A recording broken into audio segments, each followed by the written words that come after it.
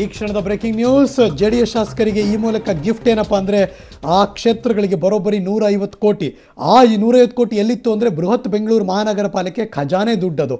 BBMP ವ್ಯಾಪ್ತಿಗೆ ಬಂದ್ರೆ ಪರವಾಗಿಲ್ಲ, ಬಿಬಿಎಂಪಿ ವ್ಯಾಪ್ತಿಗೆ ಬಾರದೇ ಇದ್ದರೂ ಬಿಬಿಎಂಪಿ ಹಣ ಹಂಚೋದಕ್ಕೆ ಮಾನ್ಯ ಮುಖ್ಯಮಂತ್ರಿಗಳು ತೀರ್ಮಾನ ಮಾಡಿದ್ದಾರಂತೆ. ಇನ್ಕ್ಲೂಡಿಂಗ್ ಅವರ ಪತ್ನಿ ಅನಿತಾ ಕುಮಾರಸ್ವಾಮಿ ಕ್ಷೇತ್ರ ನೆಲಮಂಗಲ, ಮಾಗಡಿಗೂ ಕೂಡ ಈ ದುಡ್ಡು ಕೊಡ್ತಾ ಇದ್ದಾರೆ. ಕಾಂಗ್ರೆಸ್ನ ಸಚಿವ MTB ನಾಗರಾಜ್ ಕ್ಷೇತ್ರ ಹೊಸಕೋಟೆಗೂ ಹಣ ಹಂಚಿಕೆ ಮಾಡ್ತಿದ್ದಾರೆ ಅದು ಈ ಕ್ಷಣದ ಸುದ್ದಿ. ಮತ್ತಷ್ಟು ಮಾಹಿತಿ ನನ್ನ ಕೊಲೀಗ್ ನಂದಿನಿ ದೂರವಾಣಿ ಸಂಪರ್ಕದಲ್ಲಿದ್ದಾರೆ. Good afternoon Nandini. Very good afternoon Harish. ಇನ್ನೊಂದ್ ಕಡೆ ಕಾಂಗ್ರೆಸ್ನ ಶಾಸಕರ ವೇದಿಕೆಯಲ್ಲಿ ಬೆಂಗಳೂರಿಗೆ ಏನ್ ಕೊಟ್ಟಿದ್ದೀರಿ ಅಂತ ಕ್ವಶನ್ ಮಾಡಿದ್ರು. ಈಗ ಬೆಂಗಳೂರು ದುಡ್ಡಿನ ಬೇರೆ ಕಡೆ ಕೊಡ್ತಿದ್ದಾರೆ. ಇದು ನಾವ್ ಯಾರು ಕೇಳೋದು? ಇದಕ್ಕೆ ಎಲ್ಲೂ ಕಡಿವಾಣ ಇಲ್ವಾ? ಏನಿದು ಓಲೈಸೋದಕ್ಕೆ ಏನ್ ಕತೆ?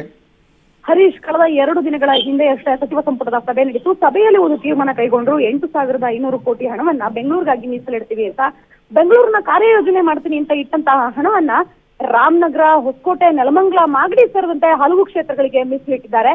ಈವರೆಗೂ ಸಹ ಬೆಂಗಳೂರಿನ ಶೀರ್ಷಿಕೆ ಅಡಿಯಲ್ಲಿ ಬಂದಂತಹ ಹಣವನ್ನ ಹೊರ ನಗರದಲ್ಲಿರುವಂತಹ ಅಂದ್ರೆ ಬೆಂಗಳೂರು ವ್ಯಾಪ್ತಿಯನ್ನು ಹೊರತುಪಡಿಸಿ ಹೊರ ಜಿಲ್ಲೆಗಳಿಗೆ ನೀಡಿದಂತಹ ಇತಿಹಾಸವೇ ಇಲ್ಲ. ಅದರಲ್ಲೂ ಜೆಡಿಎಸ್ ನ ಕ್ಷೇತ್ರಗಳಿಗೆ ಹೆಚ್ಚಾಗಿ ನೀಡಿದ್ದಾರೆ ಅನ್ನೋದು ಆರೋಪ ಕೇಳಿ ಬರ್ತಾ ಇದೆ.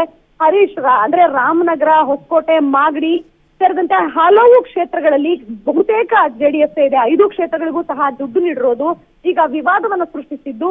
3 ಕಂತುಗಳಲ್ಲಿ ನೀಡುತ್ತಿರುವಂತಹ ಹಣದ ಬಗ್ಗೆ ಈಗಾಗಲೇ ಬೇಗುದಿ ಶುರುವಾಗಿದೆ. Harish, thank you so much Nandini ಈ ಕ್ಷಣದೆಲ್ಲ ಮಾಹಿತಿ.